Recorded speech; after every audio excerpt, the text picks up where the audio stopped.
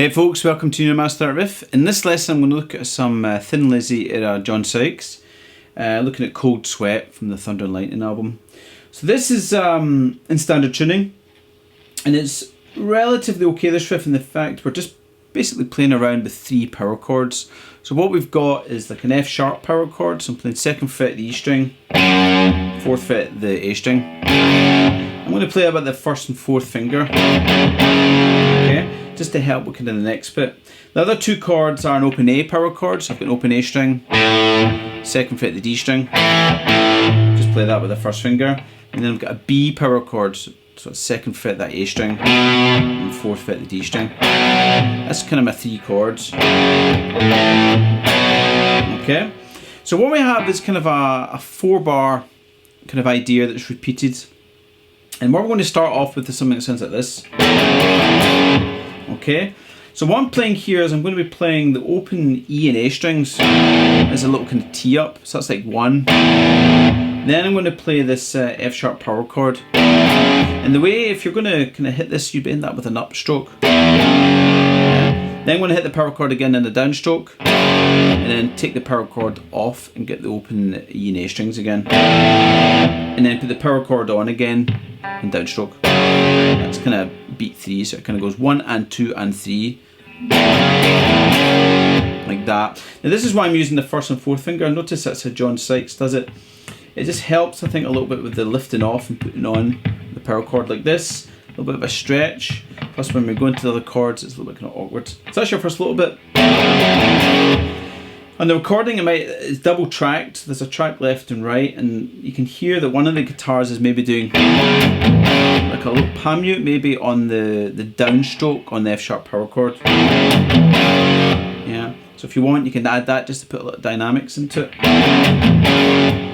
Then next little bit sounds like this. Okay.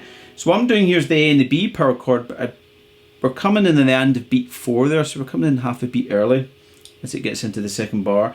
So on beats 4 and, you're kind of going to hit on beat 4. It sounds like a muted kind of A and the D strings, but it's more of a rhythmical setup. So when you play the A power chord, you're doing it with an upstroke. Then what I'm going to do is play that A power chord again with an upstroke, and then the B power chord. So it's like and 2 in the next bar, 1, 2, like that. Okay. So putting that together sounds like this. Yeah. And if I put it together with the first bit, it sounds like this. In the next 2 bars, we pretty much play the same bit. But instead of doing the A to B power chord, we're going to do B to A power chord. So you go. Same sort of rhythm, okay? So I'm doing a little percussive, and then I'm doing upstroke on the B, and again, and then downstroke on the A power chord. So that bar 3 and 4 sound like this. Okay, and that's pretty much your riff. So the 4 bars sound like this.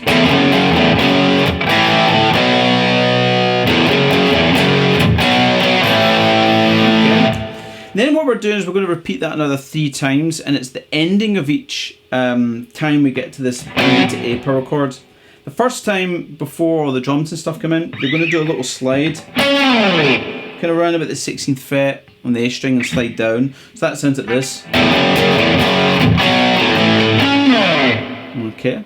The third time, when we're basically getting into the second repeat of the whole 8-bar riff, you've got this little B to A, and then a good little Sykes pinch harmonic. And what I'm playing here is 2nd fret of that G string with the 1st finger. So it's like 2 octave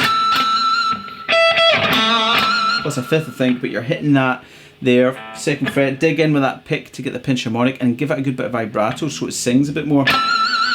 On the recording, it sounds like there might be a little overdub with some delay, because you hear some delay repeats. Yeah. And then basically the 4th time, before we get into the singing, we do the B to A, and we just do a good bit of rock slide down before the verse starts. Okay, and that's it. Yeah, it's a cool riff, nice and straightforward. I'll say a huge thanks to Travis for suggesting this one at the Patreon group. That was one of his kind of suggestions. And if that's something you're interested in and want to see a riff or whatever, come over to the Patreon group, sign up, and you can suggest kind of lessons there.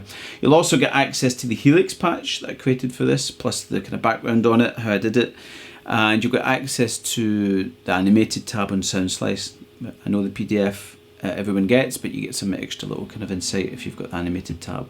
Okay, so if you want, you can follow me on Instagram and Facebook and Twitter.